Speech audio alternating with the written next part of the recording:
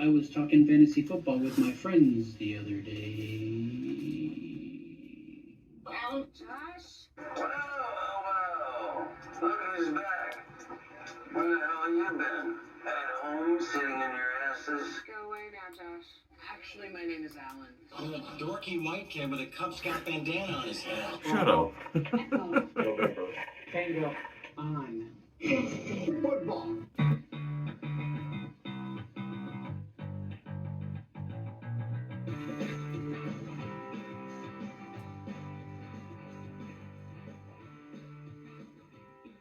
Welcome back to Bent on Fantasy Football. I am your host, Alan Bentley. And I am your co-host, Josh Worley. This is week 4. Shut up.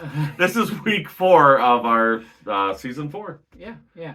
Now, I hope you guys enjoyed the edited version of the show that I posted up from a couple We weeks apologize for that for week 2. It was 11 seconds long. ago. Yeah, so that's working on being corrected now. I'm not an editor. I'm barely a podcaster. So, anyway. Well, our budget, with our huge budget, we should be able to figure this out. Well, you think so, but we do spend a lot of money on Whirly labels, though. Yeah. I mean, how much should we spend on them? It tripled from last year, didn't it? It did, yeah. From 0 to 0? Yeah, it went up like 3% or 300%. I mean, so yeah. Well, let's get into the thing we do every week, and that's our drinks. Okay, our beers. Yep. Do you want me to go first? No, I'll go first this time. I right. think you went first last time. Yes, I just can't wait to see what's on there. So my beer says, "Let's bet." On what? Well, I was thinking, Josh, you and I should probably have a little contest this year. Okay. You pick your league. How many leagues are you in this year?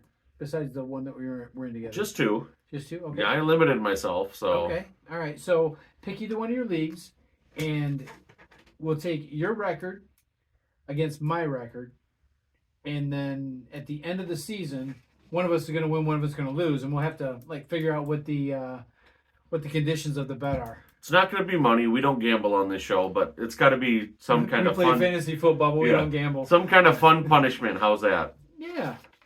All right, I'll take my Yahoo League. So. Your Yahoo League. All right. I'll take my. I'll take my Kroger League. Okay. Which, I'm in every year, and it's a good league, so that's my beer. I think that was kind of dumb of you, because I know you're going to lose. Well, we'll just see about that. Who had a better record last year, Josh? I did. No, you didn't. Yes, I did. I was third. You were third. Oh, yeah, that's right. You did have a better record. That's right. Yeah, but I didn't finish higher in the playoffs. Did you play in the Super Bowl? Shut up, Alan. Just curious. You were 6th, weren't you? Yeah. Yeah, I hate you. But anyway, here's my beer. Welcome to BOF, or welcome to Bet on Fantasy Football. We've had some new subscribers recently, and we really appreciate you guys. You've been interactive with us, giving us comments, giving us insults, which we love. I'm okay with that. Yeah. So we enjoy the interaction, and welcome to Bent on Fantasy Football. Yep. And just so you know, if there's any kids out there watching, if you're under the age of 18, don't turn it off. Just don't tell your parents you watched. Okay? All right. Anyway, we're gonna get sued like Big Tobacco here. Well, they'll take 10% of or 20% of whatever we gross. 0. Right. Oh no, it's negative because we pay for this show. So. Well, yeah, that's true. I guess we kind of do. All right, so let's jump right into what's Gub. No, we got to drink our beers. We got to open our beers, Alan. Let's do it. So, guys, like you do every week, kick back, pop open a cold one, enjoy the show. Enjoy the show. Hopefully as much as we do. Yeah, that would be great. All right, what's Gub? Yeah, what's Gub? What's got you back? You want me to go? Yeah, go ahead. All right, what's got me been is preseason football. I mean, you guys know how much we love, and I say that sarcastically, preseason football. The thing that gets me with preseason football, I understand that, you have rookies and borderline or marginal players that are looking to make the roster. That's great for them, but fans in the meantime are the ones suffering because you're charging almost full regular season game ticket prices, full regular season concession prices. Concession, definitely. Yeah. I debate the season ticket prices on you, or the ticket prices. They are close. They're about 2/3, which is still pretty damn high. I found Bears tickets for $10. Well, that's Free Bears, season. dude. That's not like. Hey! Don't go there. We're not talking about Bears Dallas or Giants, Mhm. but yes. That's what's got me bent. Yeah. I think you should let in fans for free. I don't care about the concession prices. If people want to buy $14 beers or whatever, that's great. Mhm. But preseason should be an exhibition. And if I'm getting into a game for free, I'd be willing to pay more for a beer. Oh, me To too. be honest with you, I mean, you're not paying for the ticket, so why not? Yeah. So why not 280 in 20 beers, right? Yeah, exactly. My thoughts exactly. Yeah. All right, so what's got me bent this year is a lot of leagues are raising the prices on their entry fees for leagues. So it's got me bent because, for a number of reasons. Like some leagues are not willing to put up the excess money, the extra money for like weekly payouts or weekly high scores or whatever. They just want to take the existing prizes or winnings and just increase those, like the top four and then a toilet bowl type of thing. That's really what's got me bent, because if you're going to raise the prices, I get that, but and I know it's up to a league most of the time, as a vote or whatever to do that, but really be creative with it. Try to find something interesting to do with it to make the game more interesting and more fun for everybody. So. And I agree. Like the league, you and I were in last year together, the Yahoo League. It was fun because we had weekly payouts. Mm-hmm. We had wild card categories, like highest points for a kicker, things like that. Now, and it just made it so much more exciting. Yeah, keep in mind on that league too, the entry fee was $125. So, you're putting out a significant amount of money for it. But like last year, I had Josh Jacobs, so I hit a lot of categories. I racked up a lot of weekly. Yeah, so we saw that all last year when you bragged about him. So Yeah, I know. Wasn't that great? Yeah, it was awesome, Alan. Thank you. I'm totally on board with you on that one too. Okay, awesome. Okay, so guys, one thing I do want to remind you of is to like, subscribe, and share. Make sure you spread our video out all over the internet and get it out there and tag some people in it, whatever you need to do. We really appreciate those of you, like Josh said earlier, that have recently subscribed and have been watching and commenting and being real interactive. That's awesome. Thank you. Also, you can check out our Facebook page too, which I'm the only one that posts on it because Josh is too lazy to, and most of the time doesn't know what I posted. So I may say things about him on the Facebook page. You don't need to. You say things about me to my face. That's true. So. That's true. I give you that. I may say more things about Josh on the Facebook page, so you might want to check it out. Like what? I'm awesome and that's I'm it. handsome and stuff like that? That's exactly what I was thinking of. That's what I figured. Yeah. Anyway, it's been on Fantasy Football on Facebook, so check it out. Let's jump onto it's kind of a hot topic for us. Only because we've been through tons and tons and tons of drafts and tons of mock drafts. Yes. And we're finding some things that kind of opened our eyes a little bit, and we wanted to share those things with you and make it a do's and don'ts for draft day. Absolutely. So you want to start us off, Josh? I do. I have four do's when you go into a draft. The most important one to me, and this has been the most important one to I think both of us for all the years we've been in fantasy football. Know the rules of your draft. Know what the scoring system is. Do quarterbacks get the same amount of points for a passing touchdown as a rushing or receiving touchdown? It can make a huge difference. It can make a huge difference. For example, most leagues are PPR now. Right. Whether it be half point or full point. There are tight end premium leagues that I've seen that are 1.5 point or 2 point tight end leagues. Yep. That makes Kelsey number one overall, pretty much. Right. Yeah, and keep in mind too, like if you've got touchdown only leagues or super flex leagues too, some things change with that as well. And the league that Alan and I were first in, and this really hurt me because I didn't know the league rules. And remember that league we were in, the ESPN league? I think it was like 10, 12 years ago. Yep. Big play bonuses were huge. Huge. Very big. 20 plus, 30 plus, 40 plus, 50 plus.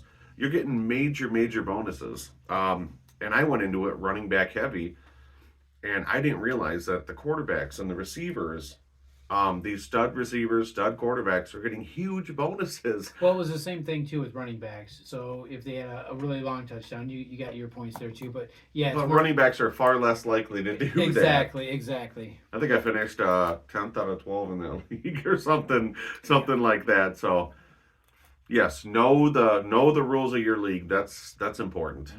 Absolutely. What else you got for us? Follow your game plan. I mean, I can't stress this enough. This is huge. This is something we talk about every single season, every single time we talk about drafts.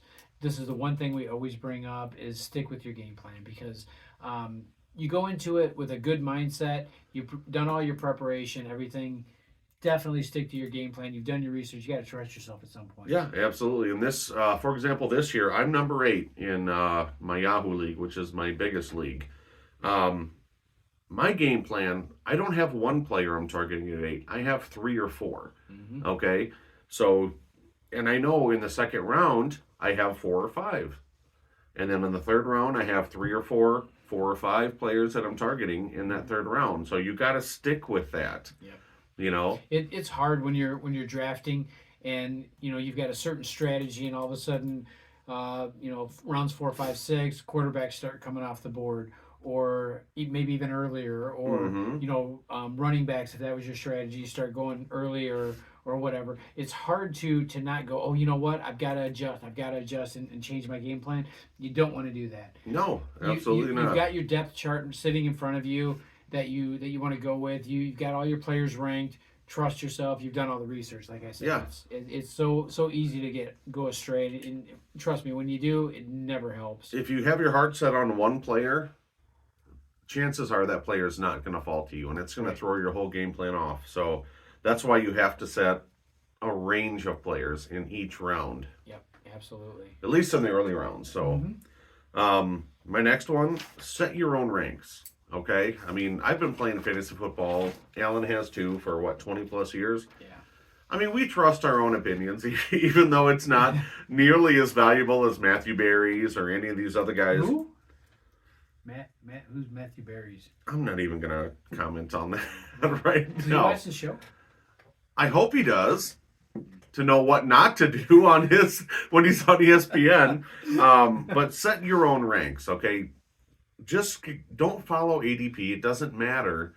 I value certain players way ahead of what Alan values them, and vice versa. Yeah. So set your own ranks and follow that to a T.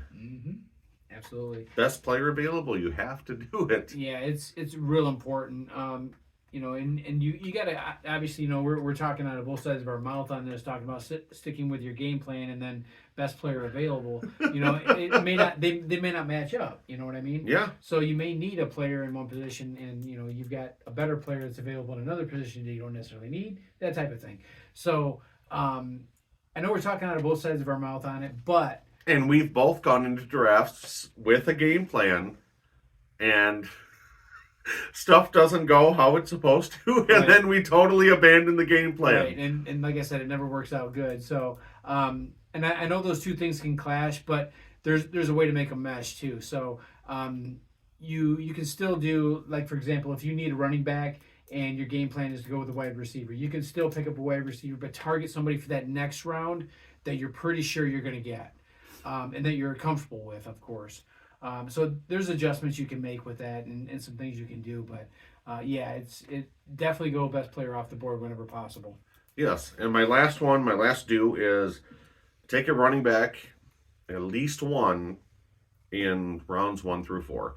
Now, Alan and I differ on opinion on this. I think the elite receivers are far too thin to pass up on elite receivers in the first couple rounds. Alan seems to think that there's more receiver value than there is running backs. I think the running back value is huge this year. I will say that I think you're underestimating the wide receiver depth.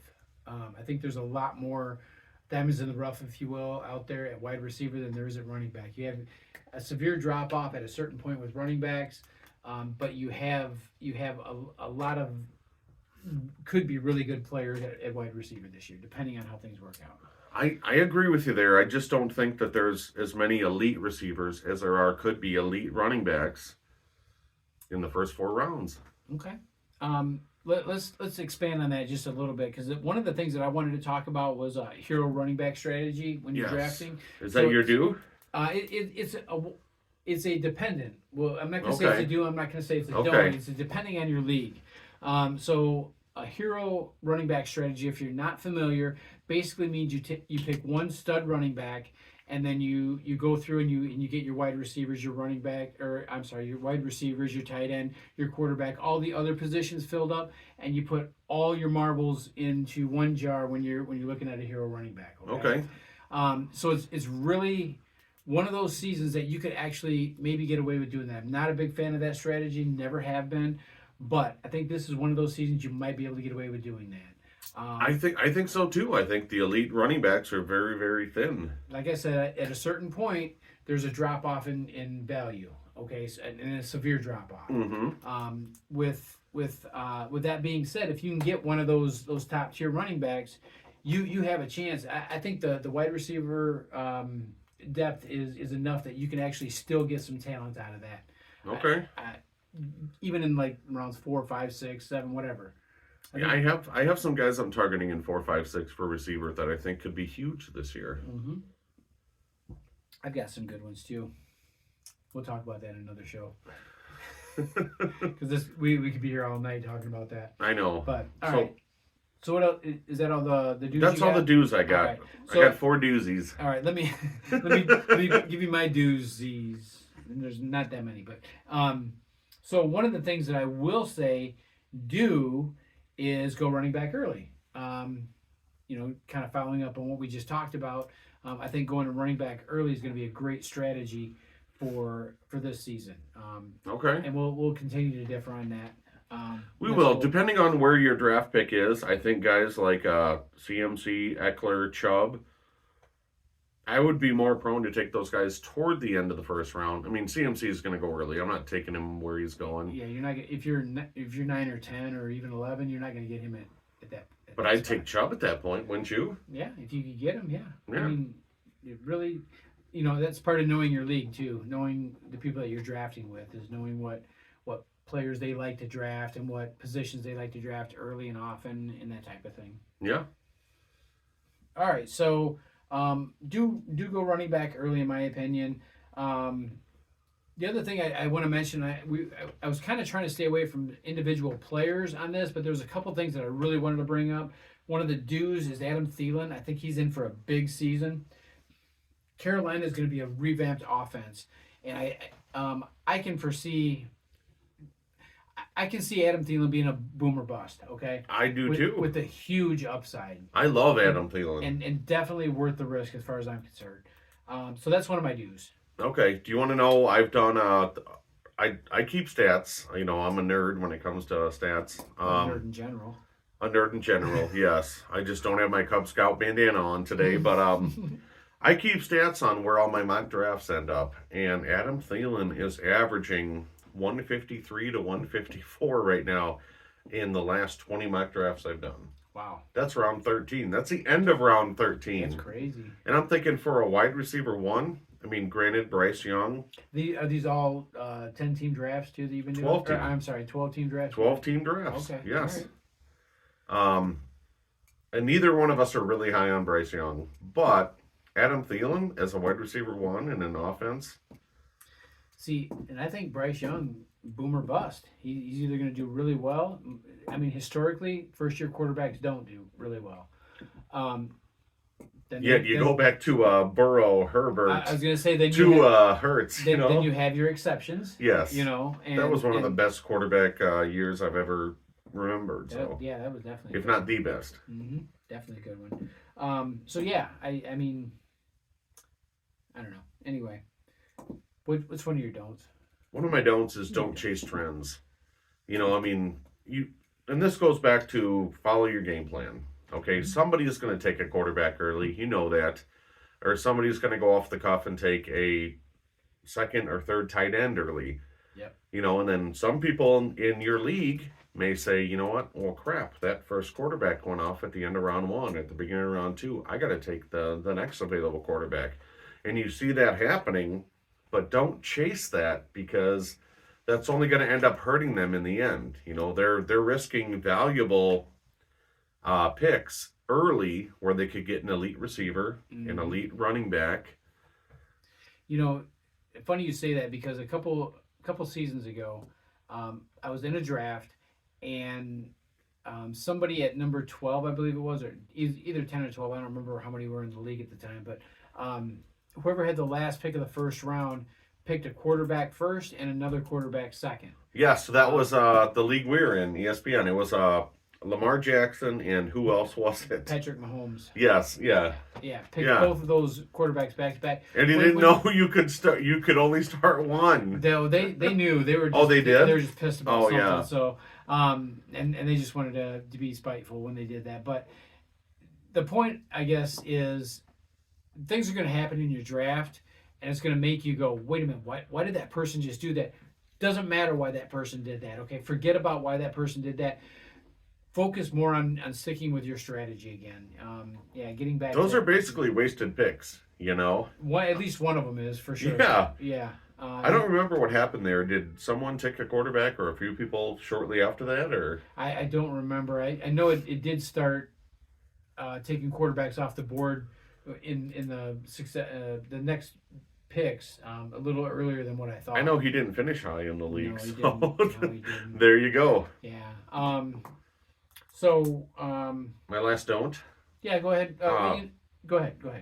Don't fall victim to ADP. If you like a guy, and say you got 20 picks till your next pick, and he is 36 picks away, don't fall victim to ADP. Say, you know what? I really, really love this guy, but I think he could fall to me later. If you really, really have high hopes for someone, or you think highly of someone, don't worry about taking them around or even too earlier. I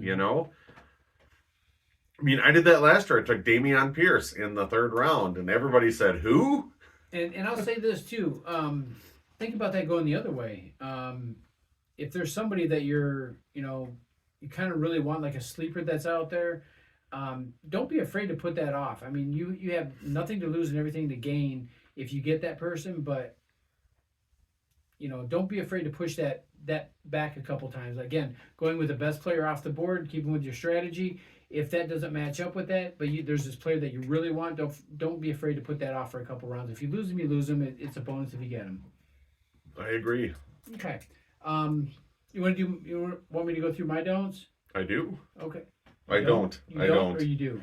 I do and I don't, Alan. Okay, perfect. So you had don't chase trends on there. Another thing I'm going to tell you not to chase too is the experts. Okay. Mm-hmm. The problem with that is that everybody has their own opinion. Everybody's opinion is great until the first kickoff of the season, right? And then opinions kind of show themselves. But don't fall into. For example, there was a time when I would read a specific magazine, and I would read it, and then just based off of what I read there, is what I would go with as far as my draft pick and my draft on draft day. Yeah. So don't fall victim to that. You want multiple sources to look at. You don't want to stick with just one source, unless it's us, of course, because we're always right. But other than that, you don't want to stick with one source. You want to hear a lot of opinions about different things, and then based on those opinions, form your own opinion. You can always take input from people and put it together and form your own opinion of a player or rankings or however you want to do it. I agree. There's a reason these experts are predicting fantasy football values, is because if they were really experts, they wouldn't be doing that. They'd be making millions on fantasy football. On fantasy football, exactly. Absolutely. So. Yep. I agree 100%. Although they know way more than we do, so I'm not saying that. The people that work in the desert out there know an awful lot about any kind of sport, because otherwise they wouldn't be doing what they're doing. Right? Yes, I agree. So that's my first don't. My second don't is the Jets backfield. as you guys know, they just signed Dalvin Cook. The Jets are not an improved team, or I shouldn't say that. Not a vastly improved team. I think they'll be great at receiver. I just don't think their running game is going to do much. I think they're going to be mediocre across the board. The reason I said don't go with their backfield is because number one, it's too crowded. Number two, Dalvin Cook is past his prime. He's not. I mean, his best days are behind him. Not saying he doesn't have a lot in the gas tank still, but his best days are behind him. Yeah. So now what you're looking at for him is goal line carries, right? Well, he could be suspended too. We don't know. Yeah, you can't get a goal line carry if you're suspended. That's kind of the rules. But yeah, if he's not suspended, assuming that he plays at some point, you want to stay away from him because he's going to be your touchdown guy. Unless you're in a touchdown only league, then grab him. But if you're not, stay away from him because that's all you're going to see out of it.